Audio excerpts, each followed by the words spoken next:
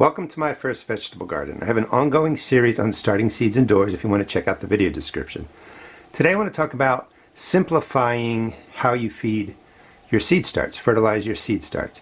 First of all, real quick, I make my own seed starting mix. I've talked about that.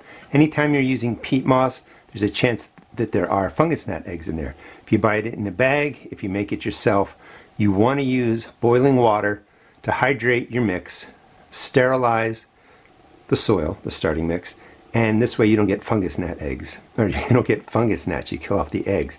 If you've ever had fungus gnats indoors, it's a mess because it's a perfect environment for them to kind of just multiply, eat the roots of your seed starts, cause damage. I also don't recommend bringing in compost from outdoors because you're bringing in something that's been cold, it has insects in there, eggs, fungi. You put it under the lights, it's warm, it's the right temperature, things hatch, and without a balance of nature, the problematic insects can take over.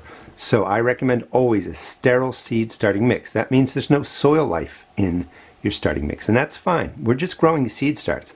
Once we get them outside, we give them all the organic matter they want, the compost, go back to organic ways, things work really well. But a sterile mix. Really important to stress, you don't want fungus gnats.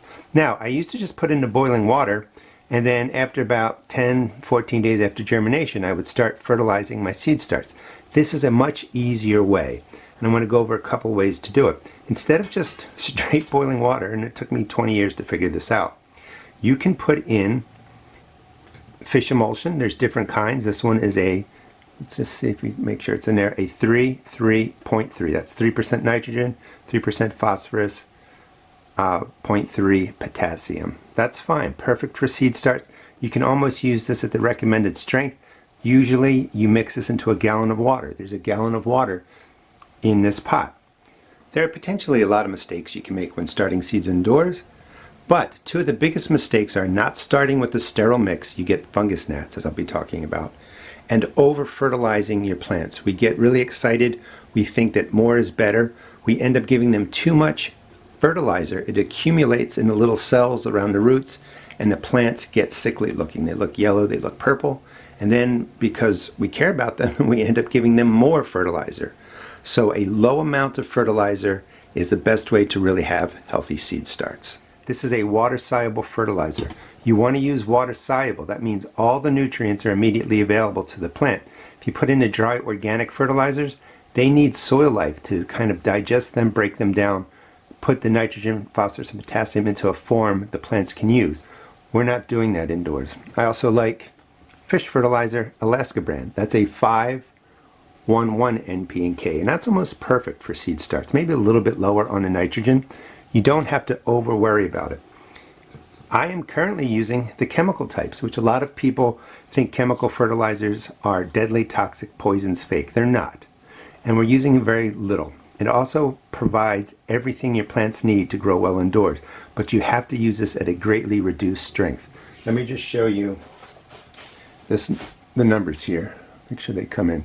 So most water-soluble fertilizers, the chemical types, are 24, 8, 16. 24 nitrogen, 8 phosphorus, 16 potassium, NP and K.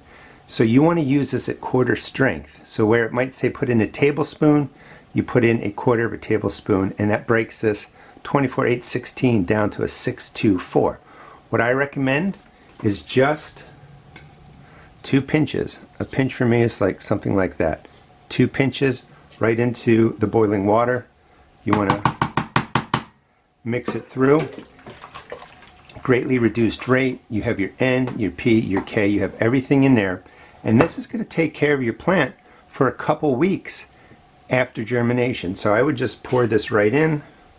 And if you're interested, my mix is 3 parts peat moss, 1 to 2 parts vermiculite. Let me mix this through.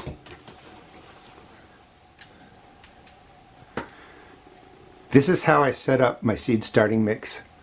Plenty of fertilizer. Now, once your seeds have been growing, say for about 2 weeks, when they're small, maybe something like this, you know, I'll water, let me get this in there.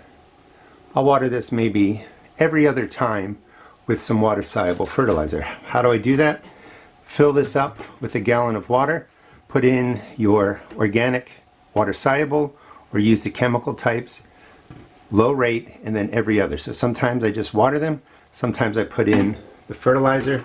As the plants get larger and they're growing, I'll use the water soluble at a diluted ratio. I keep stressing diluted because that's the key. If you add in too much fertilizer, especially the chemical types, thinking more is better, you can actually harm your plants where they can turn yellow and purple because there's not a lot of soil in here. There's not a lot of starting mix. So you can over-concentrate fertilizers in here. So you're better off doing slow and low. If you're doing slow, low amounts, and you notice your plants are a little bit yellow, you give them a little bit more fertilizer. You know that they need nitrogen. Nitrogen is what they need the most. That's why you want that number to be higher. Just got a little bit wet, but when you're setting up your diluted ratio, a 3 to 6 nitrogen, a 1 to 2 phosphorus, a 1 to 2 potassium is all you need. Let me just make sure that shows up. N, P, and K. So, you know, the fish emulsion from Alaska brand is a 511. That's pretty much perfect. So low amounts, that's going to take care of your plants. They're going to grow really, really well. And again, you can use organic water soluble, you can use the chemical water solubles. It's really up to you. Once you have nice transplants, take them out into the garden. I go to compost, organic growing that way. The fish emulsion and sometimes the organic fertilizers can smell. Fish emulsion definitely smells. If you want an alternative to fish emulsion, I am affiliated with AgroThrive.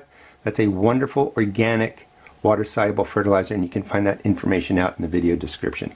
Please check out my seed shop at therustedgarden.com, and please subscribe. I'm doing a whole series on growing indoors, and then I will teach you how to get them outside, direct seed outside, take care of pests, insects, disease, and just hopefully have a wonderful time out in your vegetable garden.